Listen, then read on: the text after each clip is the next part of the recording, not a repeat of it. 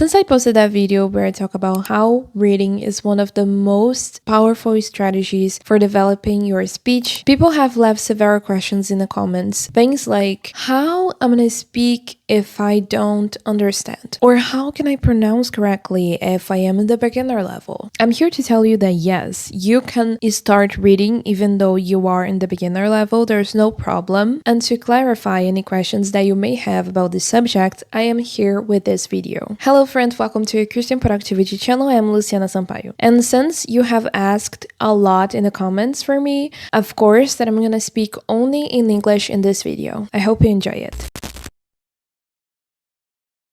First, I want to explain to you what reading really means. When I say that you need to start reading in English, it doesn't mean that you need to pick up any book and start reading without any support. Of course not. You need a step-by-step process and don't skip any step, because if you do this, reading is gonna be a disaster. And I don't want that to happen to you, because one of my goals over here is that you are able to speak in English with confidence. So let's move on to the first step so you can start reading in this language.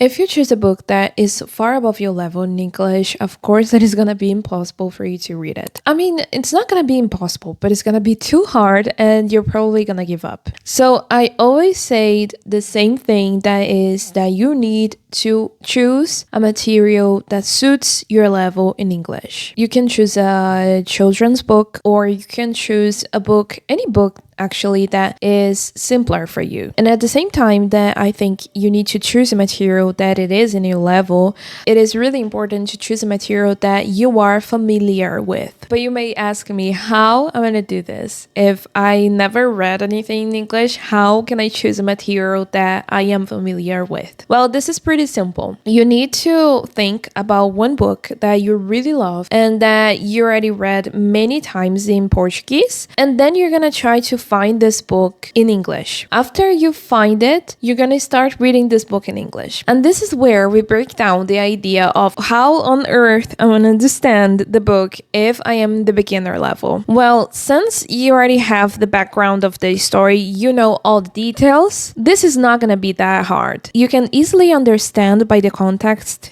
and by using your book in Portuguese. And I'm going to talk about this strategy later in the video. When we talk about learning English, you need to keep in your mind that you're not going to know every single word, because we don't know every single word that exists in Portuguese, okay? So this is all right. If you read something and you don't understand every single word, but you are able to understand at least the context, this is enough. I always say in my videos that it's all right if we don't understand or if we don't know every single word in English, because we don't know every single word in Portuguese. That is our native language. And there's no problem with that. But if you want to understand every single word, well, you can follow this second step. When you don't understand a sentence or a word, you need to look it up immediately. And there's two ways to do this. You can grab the book. This is the first way, okay? You can grab the book that you already read in Portuguese. You can have this version in Portuguese, and then you can look it up to understand by using the context. Or you can search it on the translator. Let me explain how each one works. When I am reading the Bible in English, usually I have my physical Bible in Portuguese and my physical Bible in English. So as I said to you, I read the entire chapter in Portuguese, then I read the entire chapter in English. If there's one sentence that I can't understand, or if there's one word that is really hard for me, I go to the version in Portuguese and I try to understand by using the context. So please understand that usually when I came across a word that I don't understand, I don't go instantly or immediately to the translator.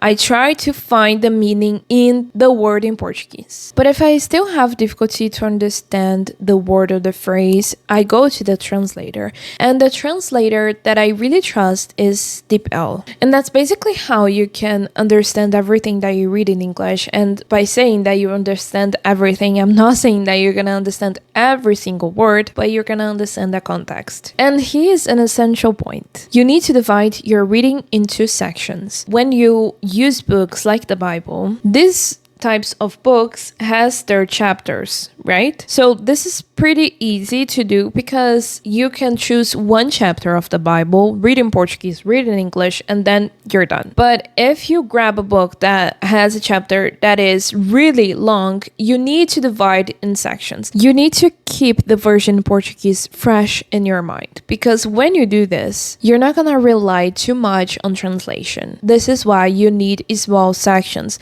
If you want to, you can divide the chapters. I'm talking every single time of the Bible because that's how I read in English, but you can choose one paragraph to read in Portuguese, and then you're gonna read the same paragraph in English, and you can study like this. You don't need to read the entire chapter, because if you forget what the chapter or the section is talking about, this is gonna be too hard, okay? So try to divide your reading into sections, because this is gonna be great for you. And there's a lot of people that put in the comments things like, isn't it better for me to write down the words that I don't know and try to look up for them later? Well, I don't believe in this. I don't think that this is gonna be helpful because I never studied like this. I think that the most practical approach is that you need to look it up immediately. And if you don't mind, I'm gonna read a little bit to you to explain why this is so important. When you're reading, your brain uses your working memory, which is a kind of temporary table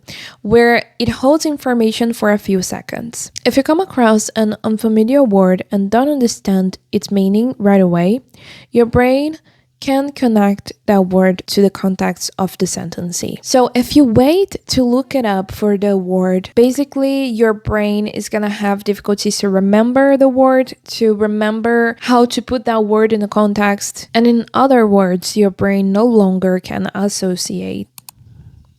And in other words, your brain can no longer. And in other words, your brain can no longer.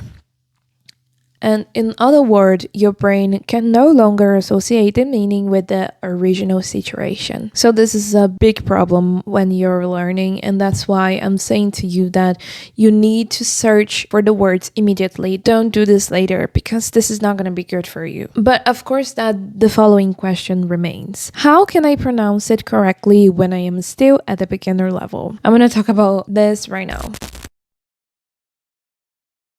This is where a very important skill comes in, listening. If you don't listen to the words, you certainly won't be able to pronounce them. Within this step, there are two main tips, and I am gonna talk about them right now. You can choose the section in Portuguese, and then you're gonna read this section or this chapter in Portuguese. All right. After that, you're gonna put this text in a translator. You can use AI to do this as well. But basically, you need to transform this text into audio, because you need to listen. You're gonna listen in English, and then you're gonna start really reading in English. All right. So to sum up, first, you're gonna decide the section that you're gonna read in Portuguese. You're gonna read in Portuguese as the second step. You're gonna listen to the section in English, and then you're gonna try to read in English. That's basically it. This is especially good for people that are in the beginner level that has a lot of difficulties to pronounce any word in English, okay? But if you consider that you already know to speak English a little bit, that you know most of the words, you can do something different. Listen to only a few words or sentences. You don't need to listen to everything. So let's suppose that you can already read and you come across a few words that are difficult for you. Basically, you're gonna select the words and you're gonna listen to them so you can pronounce them correctly. Instead of listening the entire section, you can listen only a few words, and this is gonna help you a lot, okay? But understand this, listening is not optional, because if you fail at this step, your speech will be problematic. And what do I mean by saying this? Many words in English change their pronunciation, and the way that they are written usually is not the way that they are spoken. So be be careful with this, all right? Be careful because this is really important. Usually when we get a pronunciation that is really bad, it's because we don't practice and we don't listen. So please, please keep this tip in your mind. And another important tip is that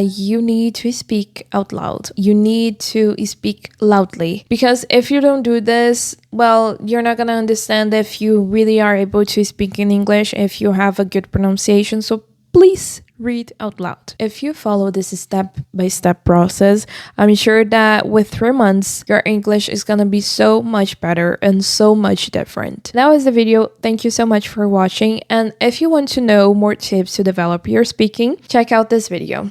I see you in the next one, and remember, you are loved. Tchau! Eu misturei tchau com bye. What?